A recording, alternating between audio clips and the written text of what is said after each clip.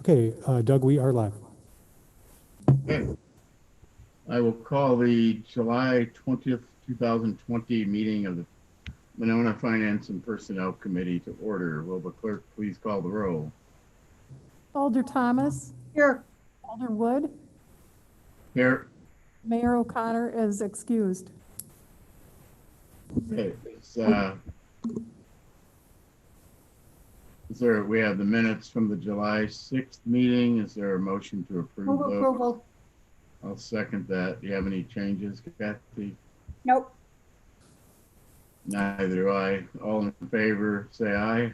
Aye. Aye. The ayes have it.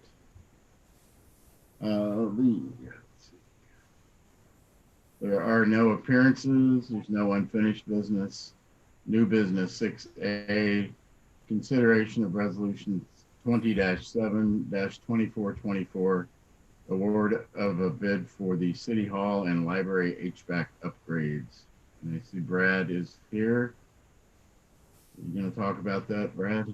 Yeah, so, oh, sorry. Could we have a motion, please? No move. Move approval. Second. Okay, so the bid award came in from Air Temp Services Inc. Incorporated at $124,721. It was well below the next lowest bidder by almost 65,000 or 75,000. We did our research. We asked Strand to do some digging on the company. We had them contact the owner. They are comfortable with their bid. They understood the bid documents entirely. They didn't want to change anything. And so we are moving forward with recommending that we award this bid to Air Temp Services Inc. And move forward with the project. And it is started for first read this evening. And that has a lot more to do with keeping the project on schedule. So we don't have a hole in the roof of the library in November. Brad, just for a point of information, you had said previously there was a lead time to actually get the HVAC system in terms of parts. You said something like 12 to 15 weeks already? It's typically somewhere between 10 to 12 weeks. Everything is a little bit different now with COVID. Turnaround on these kinds of custom built units. It's not custom built, but it's made to fit our certain space, our opening and our rooftop, and it has to match what's called a railing system for the HVAC unit. And basically it sits on that and it's mounted to the roof. And we don't want to have to cut a different hole or otherwise. So the lead time on that, for something like that's not a typical unit, is going to be a little bit longer. And we're anticipating that. So that's why we wanted to get it on first read this evening, get it approved, get the contractor signed on so that they can order the unit. Thank you. Okay. So is there any reason that we're not asking to have it approved tonight? We are asking to have. Yeah, we are asking. Yeah, it should be starred first read. I believe it is. It is at City Council. Oh, yeah, it is. Okay. Sorry. No, that's right. Yeah, Brad, I had emailed some questions to Brad about the bid, just because it was so much lower than the estimate and so much lower than the other bidders. But having sounds like Strand did their investigation and Brad did his due diligence. So yeah.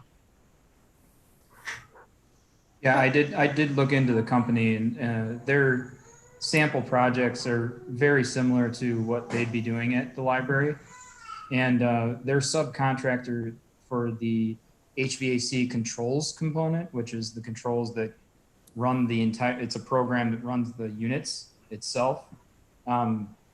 That company we've already been dealing with. That's the parent company to Vesta, and that's who supplies our services right now for HVAC controls. So we're comfortable with them as well. All right. And I sent Brian a question, and my question was did the facilities committee look at this? Yeah, yes, they did. You mean the project manual and the bid or I just mean. the budget? The city's facility committee, did they review any portion of this at any time? Yes, several times. Yeah, you'd said in your email back to me, Brad, that they'd reviewed it twice in 2019, and you had sent the 90% plans and the project review manual through the committee, and they had provided a couple of responses and suggestions that you passed along to the engineer. Yep, that's correct. We had some feedback, but that was right in the middle of the beginning of all of this with COVID. So we got some feedback. I'm not sure how engaged they were. I did email them twice to ask for suggestions, and I got a couple items, but they really didn't have much for feedback. Okay, thank you. Okay, anything else? Nope. All those in favor say aye. Aye. Aye. Motion is approved. Thank you. Yep, thank you. 6B is consideration of resolution 20-7-2425, approving a proposal from Strand Associates for engineering design for improvements at Stonebridge Park and at the Monona Community Center loading dock. Is there a motion? So move. I will second that. I think this is Jake. Yeah, I'm here. Where are you? So thinking of colder temps in 6 months from now. Yeah. Okay. So this is a design package for two different projects utilizing Strand and Associates, who's doing the stormwater component of the Stonebridge Park plan. This will include conceptual rendering after some of the input that we had from Parks Board and public input, and then all the engineering plans for the park part of the project, including work around the pagoda itself and accessibility paths, lake viewing, etc. So the smaller project at the community center that was approved in 2020, sorry, I got a secondary helper here. The community center project is to kind of redo the loading dock where the trash and dumpsters enclosures are. There's some multi-levels leading to the building, but it's a smaller project that similar type of construction work that this would be a good project to bid out together to receive better pricing. And this was recommended for approval at the July 14th Parks and Recreation Board meeting. You want to go first, Doug, or you want me to go first? Well, I'll go first. So I think you're aware there were some questions about the whether this included the pagoda or not, and how the pagoda would be treated in this project and in the design, I guess. Yeah, so all the work around the pagoda itself will be included in this project. And the rooftop repair is going to be a separate project because of the complexity of it and different type of contract. So the Landmarks Commission is, to the best of my knowledge, has a RFP out or working on an RFP with a design firm to kind of come up with the specs that would be used to replace the top, the architecturally correct top to it, but all the site work around it would be part of the park project. That's correct. City Planner Plowman is working with the Landmarks Commission on kind of scoping out when an RFP for that, the pagoda restoration specifically, what that project would look like. And that's likely going to be a capital budget 2021 item. So it, right, and so is Stonebridge, right? So, okay. But there was a question raised, and it seems to me not very practical to do them without coordination of the two projects. And one of the Landmarks members wrote a letter to the council and asked some specific questions. And one of the things, Jake, that he talked about was there's a hill above the pagoda where people jump onto the roof of the pagoda. And he was concerned about, could something be done about that? He also talked about a path around there that was originally done with stone and something had been dug up and they found one of the stones. You know what I'm talking about? Yeah, that sounds Yeah, familiar, yeah. yep. So when Strand does the design, will they take these things into consideration? I mean, it's not the pagoda, it's the surrounding area around the pagoda. Yeah, So there, I will mean, they it's be still working in preliminary yet because concert? of where yes. The challenge is right now in the placement of the stormwater structure and where that's gonna go. Everything else is gonna revolve around that and how we can gain access. But we're clear with the intent of the Landmarks Commission to, preserve the pagoda, try to preserve as much of the concrete surrounding ring and work on that hillside that's to the roadside of the pagoda. So absolutely, it's still just a little, that's why we have to get this contract signed so we can get all those plans starting to roll in motion. So I have some questions about the task order specifically. One of it says assist city with concept and including layout. What does assist the city mean? What are they going to do? That's basically providing the conceptual plan based on feedback from previous input that we've had from the Parks and Rec Board. So that's basically saying, hey, we generally understand you want to have an accessible path. This is about where we want to have it. This is how we're going to lay it out. So they're going to design it. And my question is, if that's what they're going to do, That's I don't know why they don't say it. The other two questions I had, in the resolution, it says not to exceed 50,000, but under compensation, they say they are estimated at 50,000. What if it goes over 50,000?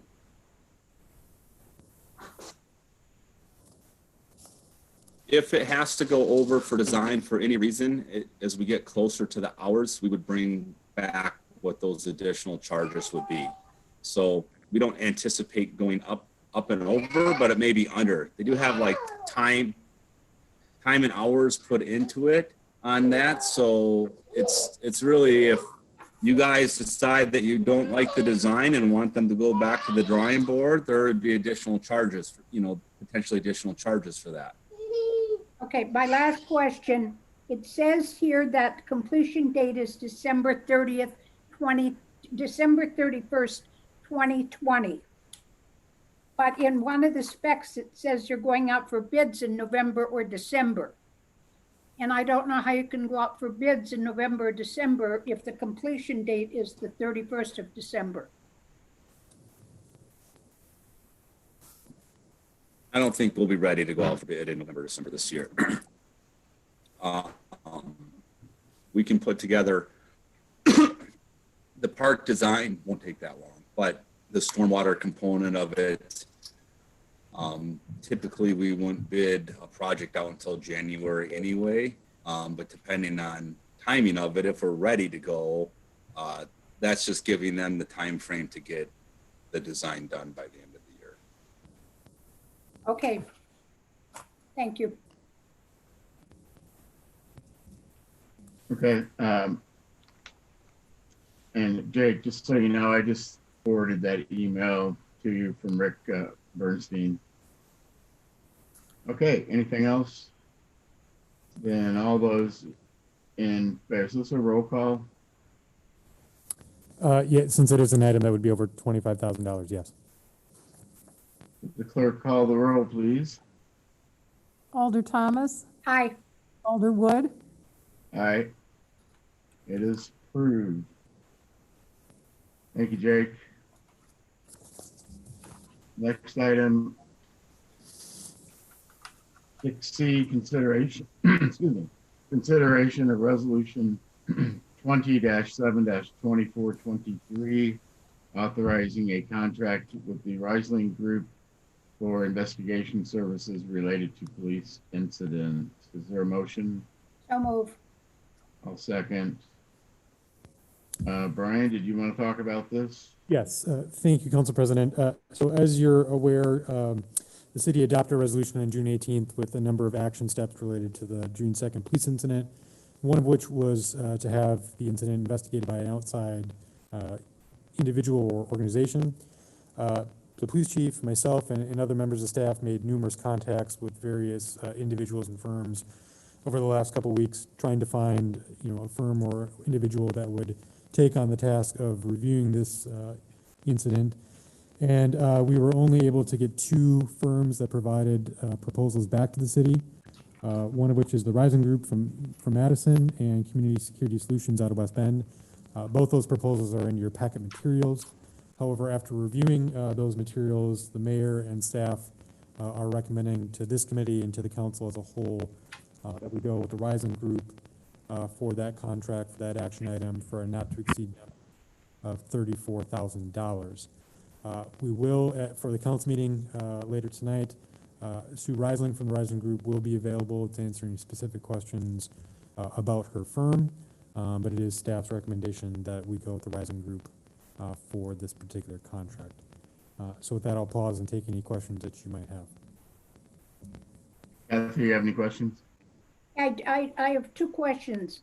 And in the introduction, and I talked to you about this, Brian, it said it was determined the individual did have permission to be on the premises. I have read that the landlord said he didn't have permission. Is it more accurate to say that he was a guest of the tenant? I mean, my concern is this will become a public document. And if it says that he had permission, and we're saying in other places he doesn't, did he or didn't he? And why is it necessary to put that in the document? Sure. I mean, I think that could be stricken as part of, just for clarity's sake, because I think that's one of the items that would be incorporated in the investigation overall is the context surrounding it. We could have that stricken or modified. Did you want to make that amendment here, Kathy? Yeah, I do. Okay, I'll second that. So it's to strike that sentence altogether. I'm sorry, what are we, I got it. you got it. You got that, Joan? Yep, yes, City Administrator Gatto is gonna provide that. Okay, I have one other question. let's vote on that amendment first. Okay, All those in favor of the amendment to strike the sentence from the first paragraph, say aye. aye. Aye. Motion, or the amendment passes. You got another question? Under section 5, affected parties, D, citizens of Monona. People of Monona are not citizens, they're residents. I mean, and I can show anybody documentation, but we have lots of residents who are not citizens. Sure, we can make that amendment as well. So I'll make that amendment. So just change citizens to residents. Yes. All right, I'll second that. Any other discussion on the amendment? All in favor, say aye. Aye. Aye. The amendment is approved. Is there anything else? No, that's Maybe a point of clarification, and I'll mention the council meeting as well. There was some question as to what level of policy review the selected firm would be involved in versus for example, the Public Safety Committee. The intent is just to have this selected contractor review police policies and training as it related to the response to the incident. The overall policy review of things like use of force and any other policy that the Public Safety Committee would want to look at, that would be their purview. The Rising Group's review would be limited to only those relevant to the June 2nd incident.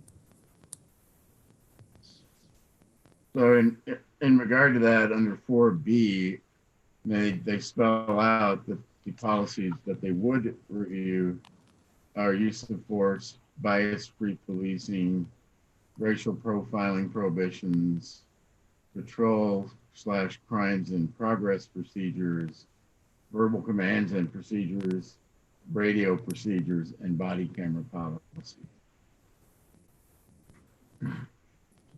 Yeah, I raised this question with the chief and Brian today, and my concern is that I don't want public safety to go ahead and make a recommendation on something and then have this report come out and be in conflict with what the committee has recommended, and particularly if it goes to the council.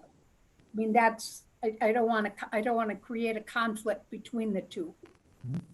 Yeah, I think that the solution to that would be once we receive this report from the contractor, that we then share any policy recommendations that are result from that report with the Public Safety Committee, so they can include that as part of their deliberations and recommendations to the council. Right, yeah. I mean, and this report is supposed to be done by the end of October. So I don't know how fast public safety is going to move on that. This Wednesday night, they will be looking at some of the policies. Yeah. And comparing them to the 8 Can't Wait and stuff, but they will be reviewing those. And I think based on some recommendations on the part of the chief, maybe making some modifications or suggested modifications. Yeah. So the question is whether the council wants to wait to receive or to act on the recommendations of the committee until it gets the report.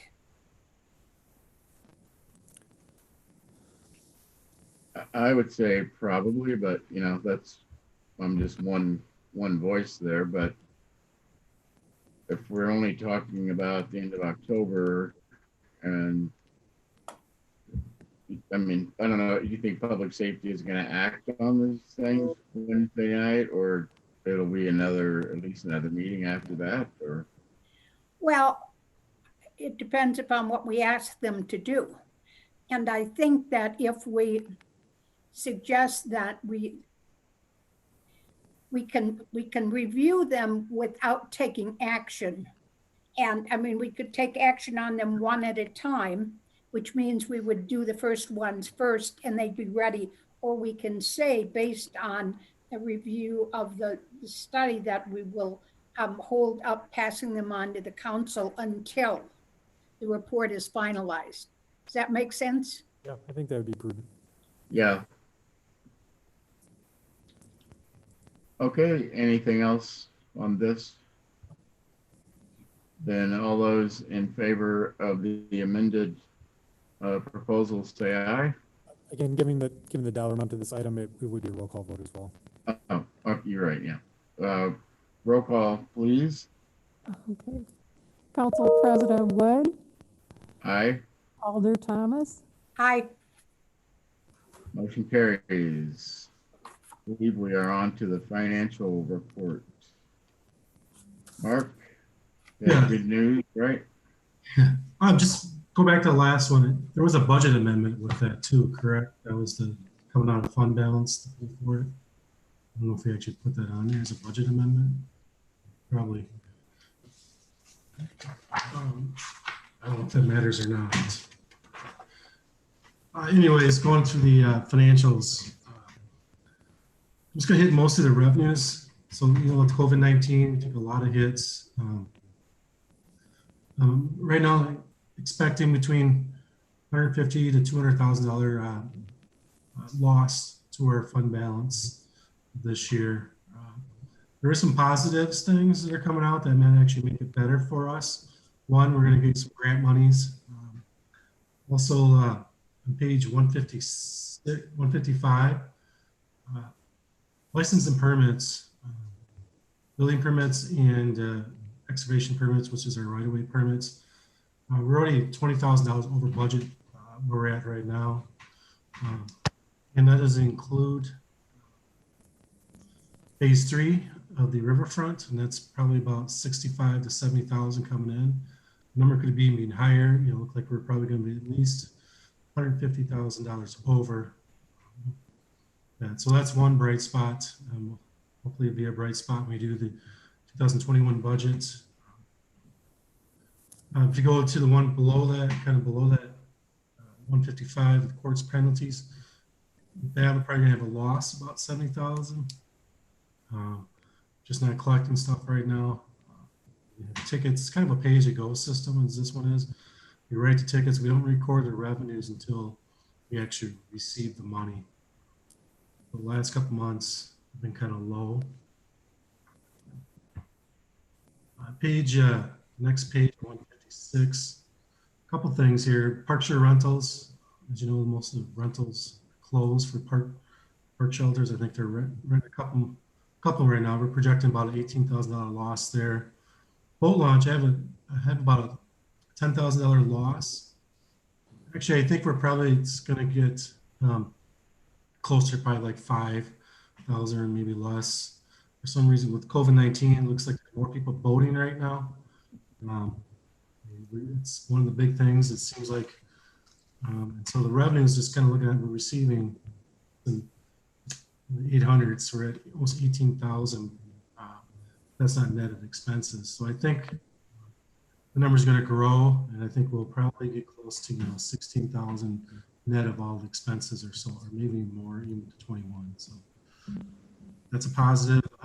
School officer, this is the one you need to be aware of. I just want you to be aware of. I billed them for the first quarter. So far, I haven't received the payment yet. But with the school SRO agreement, for up at the school board, if we lose that, there will be about. I was going to tell you, I can tell you with a pretty strong degree of certainty that they have no idea right now what they're going to do. They've heard many positive things from staff members who think that, who like the SRO and are really pleased with them. And they have not taken up that item, and they truly don't know. Some of the people I know think it's a good thing that the reason that they had them there in the first place still exists, which is to protect the students. But they have not formally discussed it. They've not voted on it. And it's anybody's guess what's going to happen. Yeah, and that's a big one. We're kind of waiting on that, and that's really also even big for next year because they basically pay 75% of an officer's salary. So that'll be something we'll have to deal with in 2021 if it's cut. So that'll be something to keep your eye on. So, Mark, I had a question on that. So if they decided not to have the officer in the school for this year, would they? So they won't pay us for that for the rest of this year? Yeah. Well, the contract the school year starts, so we have 3/4 of it, 3 out of 4 quarters in each budget every year. The school year starts, third and fourth quarter, kind of split that. So we at least lose a quarter of it. What happens if they don't make the decision, get rid of them, but they don't have in-school classes? Same thing exists? We haven't really worked out yet. We talked to Wally how we're going to figure that out. But for this year, we build them. They will be for the last school year. It's a good question. I haven't talked to Wally a little bit about it. I think he's kind of waiting to see what happens with the contract before we kind of get into details on that. That is an issue. Watching. Yeah, because it seems to me unlikely that they're going to be in person school at all, and at most halftime. Right. So, okay. With Madison and Sun Prairie both going online for the first. Again, they have not discussed it at the board level. And I talked to someone today who said, I wish we would get on and we would decide this. So they clearly haven't decided it either. Yeah, so it's affects us. If they did anything, they would do part days I think, but one doesn't know. Right. So it's kind of the unknown right now. Then underneath that kind of interest income, we're taking a big loss there. Probably estimated this is off 150,000, so it's offset about our gain in permits. So it kind of zeros each other out. Just our rates, as you're aware, rates are just falling off the board right now. Hopefully they'll eventually come back. The rates have been cut a bunch of times this year. So the local government investment pool, we have very little money in there. We just kind of have it in as a pass through because we get money from the county, put it in there, we put it back into our Monona Bank. The interest rates are about a quarter right now. So we get a better interest rate from Monona Bank. But you can see why it's falling off right now. And that's going to affect the 2021 budget. We talked about at our staff meeting today, one of the reasons. Otherwise, the expenses wise, I didn't go much into detail because there's actually page 158, I didn't highlight it, but I probably should have. In the executive office budget, we do have a line for COVID-19 expenditures through June 30th. There's more that's going to be put in there. We're at 7,100 of expenses so far that will get reimbursed from FEMA and the state grants. So the money will be back. We did actually not in this receive the money until July, but we just received money from the state also for elections, about 6,600, I believe. So we are getting some grants that are going to cover some of these losses. We did get some applied for grant for transit and EMS and separate parts of the CARES Act that will receive money for our losses. Now there's going to be some savings. Fuel right now is way down. Probably we'll have a big savings on that. Other than that, there's not much for general fund. The expenses are kind of right on target, or they're going to be a little less. We'll go to page, maybe one more, just kind of COVID-19, so you're kind of aware of it. 164, it's called street maintenance and constructions. There's an account called wages COVID-19. So these are your public works workers that were, we only had like one in at a time. These were the ones that were not in because we had the categories where they're at, where they work at. They work on streets, snow. So we had to kind of individualize for our tax return we do. So we basically spent $30,000 was related to the COVID-19 to the public works employees. That is covered because we budgeted that at the end of the year. So it's that is covered. What do you mean it's covered? Yeah, we budgeted. I mean, I guess I should say that. Budgeted, so the money was there with the levy. I guess we are losing money, interest income and stuff like that. So I guess it's not that we're going to get reimbursed by anybody for it. Right. Yeah. Okay. The other kind of big thing I wanted to hit on was tourism, 178. This one, the second quarter's payments will come in at the end of the month. They'll figure out where we're at right now. There's still one payment from the first quarter. They still haven't paid. I've been on them. They basically tell me right now that they don't have the funds.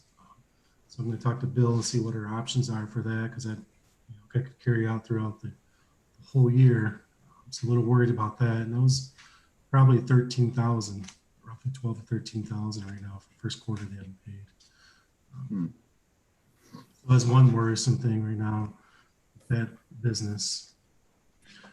And the other one is EMS, page right before that. Page 176. We're estimating our revenues are going to be about $73,000 under budget. That all could change, but as of right now, that's the trend. A lot of it relates to COVID-19 again, when we weren't the runs, we're down. The runs have picked up dramatically, so maybe we'll make that money up for that. But there is some savings on the opposite side of the expenses. On the very next page, a lot of times we had a thing called wages part-time was for LTEs. Probably about $30,000 savings there at least. Part during COVID-19, they worked for like another EMS fire place, and they weren't allowed to come because of COVID-19 because of the part of their policy, but now they're back. But we should have some savings there. We have one fire EMS employee that left just recently, so there will be some savings there. So we will have some savings on that end to make up for the loss on the revenue side.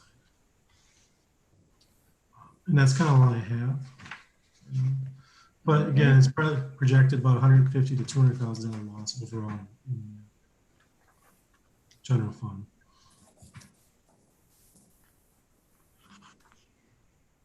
So is that, Mark, is that by you're taking all your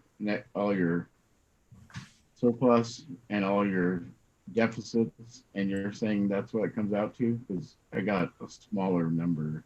Yeah, I do, but I know if you had numbers in, it's probably not going to match that, but just on the safe side to let you know. Yeah. Hopefully, it could, because anything could happen right now and other numbers could come in. I don't want to get the false thing, so it's going to be a lot lower right now. So, but if you add all the numbers up, it does come in a little bit lower than that. Yeah. Okay. But I'm still worried about the hotel number coming in. That's Right. part of it too. Alder Thomas, do you have any questions? Nope, move to accept general fund accounts payable. Oh, we didn't do that yet. We haven't, sorry. Yeah. We don't have to do anything on the financial report. I guess, the one thing that could happen, and obviously is a complete unknown, is what Congress is going to do with what they say is probably the last COVID-related relief bill, at least before the election. And, whether state and local government aid is going to get included this time, who knows? Yeah, that would be a big plus. I don't think we're going to get any money. Probably not, but I feel like it's a little more likely now than maybe earlier this summer. Well, maybe the whole good thing with the state government, so they can, payments for 2021 are have to be adjusted then. Governments don't vote, people do. And people are going to get the money. Yeah. That's my view of the world. All right, let's move on then to the accounts payable checks for July 4th through the 16th. There's not a lot of activity. A lot of stuff is just average ordinary business, but just going to hit on page 202. Alexei Burson, that's your attorney. Just as for 1 month of activity, as you know, we've been pretty busy this last month. So the general municipal matters is up more than usual.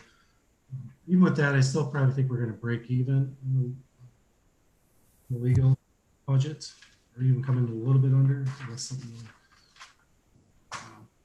Page 204, just went ahead and Kilgus. There's some repairs that had to be done for HVAC, and then their maintenance agreement.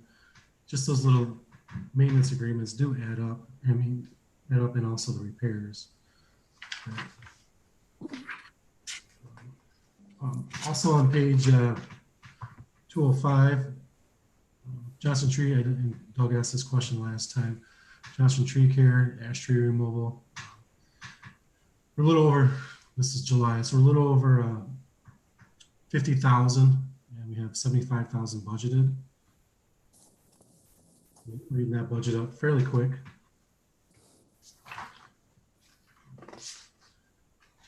How much do we have left? About 25,000, a little less than 25,000. Okay.